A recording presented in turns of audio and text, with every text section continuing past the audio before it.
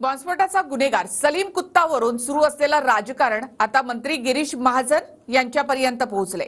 खडसेंनी विधान परिषदेमध्ये महाजनांच्या राजीनाम्याची मागणी केली आणि त्यानंतर फडणवीस महाजनांच्या मदतीसाठी धावून आली आणि ज्या लग्नातल्या फोटोवरून खडसेंनी महाजनांना घेरलं त्यावरून चिरफाड केली। पाहुयात टीव्ही 9 चा स्पेशल रिपोर्ट। सलीम कुत्ता एसआयटी चौकशी करा। आरोप झाल्यानंतर या मंत्र्याने मंत्रिमंडळात राहणं कितपत उचित आहे? मंत्र्यावर अशा प्रकारचे बेछूट आरोप केल्याबद्दल यांनी माफी मागितली पाहिजे। दाऊदचा राईट हँड आणि बॉम्बस्फोटातील गुन्हेगार सलीम कुत्तावरून विधान परिषदेतही गदारोळ झाला। राष्ट्रवादीचे आमदार एकनाथ खडसेंनी नाशिकच्या लग्नामध्ये मंत्रीही गेले होते असं म्हणत थेट नावच घेतलं। तसंच राजीनाम्याची मागणी करत एसआयटीद्वारे चौकशीची मागणी केली। मात्र भाजपच्या दरेकरांनी नाव घेता येणार नाही असं सांगतानाच चर्चेच्या नोटीसवरून आक्षेप घेतला। त्यावरून सभापतींनी कामकाजामधून नाव काढलं। पण खडसेंच्या आक्रमकतेनंतर उपमुख्यमंत्री फडणवीसांनी निवेदन करताना खडसेंचे मंत्री गिरीश महाजन यांच्यावरचे आरोप खोटे असून विरोधकांनी माफी मागावी असं म्हटलंय। एसआयटी चौकशी करा। जसं त्या सुधाकर बडगुजरांवर ताबडतोब कारवाई करण्याचे तुम्ही हे केले, तसे यामध्ये जे काही दोषी असतील देशद्रोही आहे। जे ते काही ज्या ठिकाणी लग्नाचा समारंभ झाला या देशद्रोह्यांचे बॉम्बस्फोटामधल्या आरोपींशी जर संबंध असतील तर त्यांच्यावर कार्यवाही व्हावी साधी मागणी आहे। आणि जर एखादा राज्याचा मंत्री त्या ठिकाणी उपस्थित असेल आणि त्याचा फोटो या ठिकाणी जर या ठिकाणी प्रकाशित होत असेल तर आरोप झाल्यानंतर या मंत्र्याने मंत्रिमंडळात राहणं कितपत उचित आहे? त्या ठिकाणी पालकमंत्री म्हणून गिरीश महाजन गेले होते। 17-18 मधली ही गोष्ट आहे। आणि तत्कालीन डीसीपीच्या अंतर्गत जी चौकशी समिती नेमली होती त्यांनी स्पष्टपणे अहवाल दिलेला आणि त्या अहवालात अतिशय स्पष्टपणे सांगितलेलं आहे की शहरे खतीब यांचा दाऊदशी कुठलाही संबंध नाही। खरं म्हणजे आज उद्धवजी आले त्याच्यामुळे कदाचित या ठिकाणी अशा प्रकारचे विषय आले असतील। पण खरं म्हणजे एका मंत्र्यावर अशा प्रकारचा आरोप लावताना त्याची खातरजमा न करता आणि ज्याची चौकशी ऑलरेडी झाली आहे अशाच प्रकारची तडफड ते बडगुजर सलीम कुत्ता सोबत नाचतात तेव्हा का नाही दाखवली तुम्ही? तेव्हा दाखवायला पाहिजे होती ना। सभापती महोदया, खरं म्हणजे मी हे म्हणेन एक तर कुठलाही संबंध नाही, पण मंत्र्यावर अशा प्रकारचे बेछूट आरोप केल्याबद्दल यांनी माफी मागितली पाहिजे। 9 वर्ष झाले असतील त्यावेळेचा 15-16चा हा विषय आहे। त्यावेळेचा हा फोटो आहे, मी मान्य करतो। आणि त्यावेळेला सुद्धा या विषयाची आम्ही चौकशी करून घेतली की बाबा हे लोक खरंच कोण होते, काय होते। परंतु खडसेंना आता पोटसू उठलेलं आहे, त्यांचा फार सत्यानाश झालेला आहे, कुठेही त्यांचं राजकीय अस्तित्व राहिलेलं नाही। त्यामुळे ते थोडेसे मानसिकदृष्ट्या त्यांची म्हणजे त्याचा बिघाड झालेला दिसतो थोडं त्यांच्या डोक्यामध्ये आणि त्यामुळे दररोज काही ना काही असे ते आरोप करत असतात। नाथाभाऊ वैफल्यग्रस्त आहे का चांगला अख्खा महाराष्ट्र पाहतोय? कोण वैफल्यग्रस्त आहे आणि कोण कामकाजात व्यस्त आहे हे जनतेलाच समजतं आहे। पहिल्यांदा आरोप माझ्यावर केला की तुम्ही आजारीच नव्हते, बोगस आजार दाखवला, नुसती नौटंकी केली।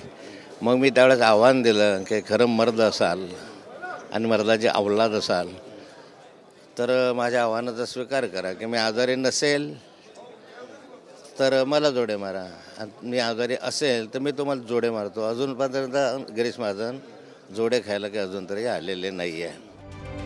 विधान परिषदेत खडसेंपाठोपाठ ठाकरे गटाचे आमदार अनिल परब आक्रमक झाले आणि 2017च्या नाशिकच्या लग्नात गेलेल्या पोलिसांची चौकशी झाली, मग मंत्र्यांची का नाही असा प्रश्न परब यांनी उपस्थित केला। तर विधान परिषदेत उद्धव ठाकरे आलेत आणि म्हणून हंगामा करण्याचा प्रयत्न सुरू आहे असा टोला दरेकरांनी लगावलाय। सभापती महोदय, पोलिसांवरती तुम्ही कारवाई करता। जे पोलीस लग्नाला गेले त्या पोलिसांची कारवाई करता। मग हे जे मंत्री, हे जे नगरसेवक, हे जे आमदार हे गेले यांच्यावरती कारवाई नाही। नवाब मलिकांचं नाव आता घेत नाही तरी देखील त्यांचा दाऊदशी संबंध होता। 19 महिने आतमध्ये ठेवलं आणि जेव्हा त्या बाजूला गेले ताबडतोब त्याला सोडून दिलं। म्हणजे सभागृहाच्या सत्ताधारी मंत्र्यांना दाऊदशी संबंध ठेवायचा पूर्ण अधिकार मिळाला। अशा पद्धतीनं हे वरिष्ठांचं सभागृह आहे। या ठिकाणी आमचं एवढंच म्हणणं होतं, गिरीश महाजन साहेबांचं नाव घेण्याचा अधिकार आपल्याला नाही। तसं जर करायचं असेल तर तुम्हाला नोटीस द्यावं लागतं। आणि आज त्यांच्या अंगात आलंय, तिथे उद्धवजी ठाकरे साहेब आलेत म्हणून काहीतरी अधिवेशनात केलं पाहिजे आणि गिरीश भाऊंना टार्गेट केलं म्हणजे दिवसभर बातमी चालेल, आम्ही काहीतरी त्या ठिकाणचा मोठा घोडा मारलं, अशा पद्धतीचं यांचं आहे। सलीम कुत्तावरून राजकीय गदारोळ सुरू असतानाच काँग्रेसचे आमदार कैलास गोरंट्याल यांनी सलीम कुत्तावरून मृत्यूचा दावा केला। 1998 मध्येच सलीम कुत्ता मेलाय, हॉस्पिटलमध्येच कुत्ताची हत्या झाली, मग आत्ता जो आरोप होतोय तो नवीन कुत्ता कोण, असं गोरंट्याल म्हणाले। निलेश राणेने ज्या सलीम कुत्ताबद्दल सांगितला, बॉम्बस्फोटचा आरोपी, त्याचा मर्डर 98 मध्ये हॉस्पिटलमध्ये झाला। त्याचे मर्डर करणारे आहे रोहित वर्मा, बाळा ढाकरे, हे छोटा राजांचा जो संतोष शेट्टी किंवा रवी पुजारी, या लोकांनी 98 मध्ये त्याचा मर्डर केलेला आहे। आणि त्याची 3 बायका आहे, त्या 3 बायकांनी टाळा कोटात सांगितलं की आमचा पती मेला, त्याचा मर्डर झाला, आमची जी प्रॉपर्टी सीज केली ते रिलीज करा, आणि टाळा कोटने त्याची प्रॉपर्टी रिलीज केली। आता हा कोणता नवीन सलीम कुत्ता आणला ते मला माहीत नाही। संबंधित काँग्रेस आमदारांना अटक करा लागले तर, आणि त्यांची चौकशी करा, त्याला कसं माहिती का तो मेलेला आहे। खरं तर गोरंट्याल यांचा सलीम कुत्ता आणि सलीम कुर्ला यावरून गोंधळ झाला। ज्या सलीमच्या हत्येवरून गोरंट्याल बोलत आहेत तो सलीम कुर्ला आहे। 1993च्या मुंबई बॉम्बस्फोटामध्ये सलीम कुर्ला सुद्धा आरोपी होता। खटला सुरू असताना हॉस्पिटलमध्येच सलीम कुर्लाची 1998 मध्ये हत्या झाली। कुर्लाच्या पत्नीच्या विनंतीनंतर सीबीआयनं जप्त केलेली मालमत्ता कोर्टानं रिलीज केली होती। नितेश राणेंनी विधानसभेत सलीम कुत्तासोबत ठाकरे गटाच्या बडगुजर यांच्या डान्सचे फोटो दाखवले आणि व्हिडिओ सुद्धा समोर आणला। त्यानंतर ठाकरे गटानं त्याच लग्नातील भाजपचे मंत्री गिरीश महाजन, तत्कालीन भाजपचे आमदार बाळासाहेब सानप यांचे फोटोही समोर आणले।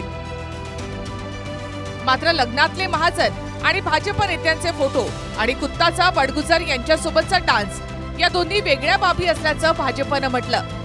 सलीम कुत्ताला ठाकरे गटाच्या सुधाकर बडगुजर यांनी स्वतःच्या फार्म हाऊसवर बोलावून डान्स केल्याचा आरोप भाजपचा आहे। अर्थात बडगुजर यांची चौकशी सुरू आहे, त्यातून व्हिडिओची सत्यता आणि बडगुजर यांच्या डान्स मागची कहाणी समोर येईलच। Bureau report, TV9 Marathi.